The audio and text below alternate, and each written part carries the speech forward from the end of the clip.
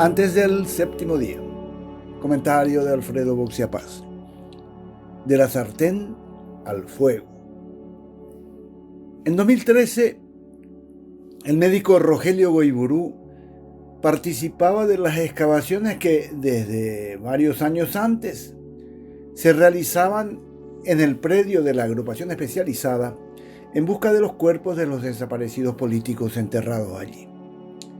Esta tosuda cruzada personal, sostenida con un escuálido presupuesto, había logrado hallar decenas de restos óseos, pero el cuerpo que más interesaba a Rogelio, el de su propio padre, Agustín Goiburú, no había sido identificado. Esta vez sus esperanzas de encontrarlo eran mayores, pues cuando Fernando Lugo llegó al poder se le había autorizado a hacer algo vedado en los gobiernos anteriores: permitir que antiguos funcionarios y policías entraran al cuartel con su identidad protegida para colaborar con la búsqueda. Igual, no era una tarea fácil.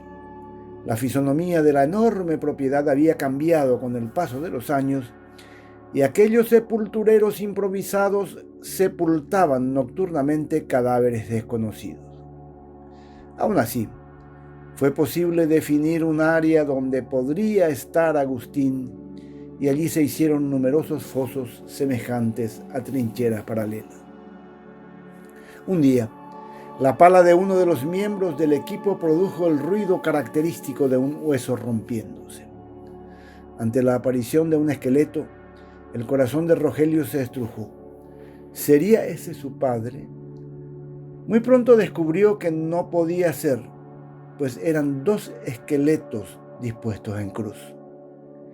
Los huesos fueron enviados a un laboratorio del equipo argentino de antropología forense, que los identificó mediante ADN comparado con muestras de familiares de desaparecidos. Fueron los primeros restos de víctimas del Plan Cóndor individualizados en Paraguay. Se trataba de Rafaela Filippazzi y José Potenza. La primera era italiana de nacimiento, pero radicada en Argentina a poco de nacer. José trabajaba en la Biblioteca del Congreso Nacional en Buenos Aires y además era músico. Ambos eran militantes de izquierda. En octubre de 1976, luego del golpe militar y el inicio de la represión masiva en dicho país, viajaron al Paraguay, pero tiempo después fueron deportados a la Argentina. En esa ocasión no fueron apresados y volvieron a buscar refugio, esta vez en Montevideo. En mayo de 1977, una comisión conjunta de agentes paraguayos y uruguayos los secuestró en el Hotel Hermitage. La operación fue coordinada por el marino Jorge Trócoli, quien se encargó de llevarlos a un centro clandestino de detención donde fueron torturados.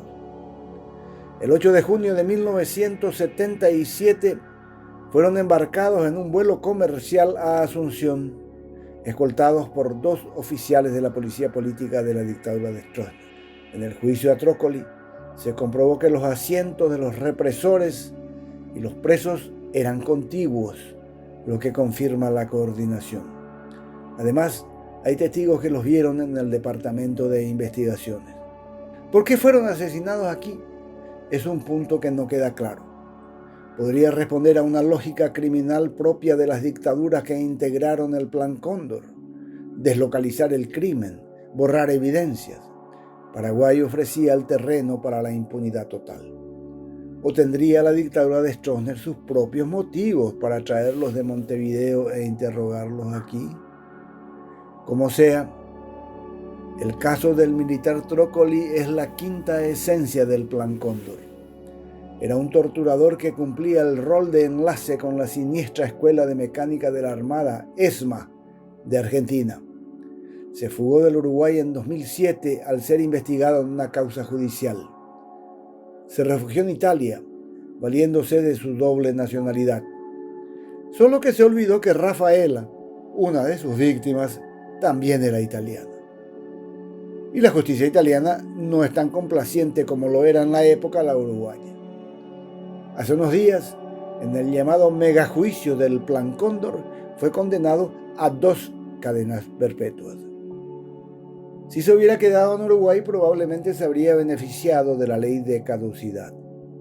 Es decir, saltó de la sartén al fuego. Italia hizo justicia. En Paraguay, el eco de la sentencia fue un susurro apenas audible. Ese es el motivo por el que cuento esta curiosa historia. Demuestra el más absoluto desinterés paraguayo por investigar 2 asesinatos producidos por el Estado.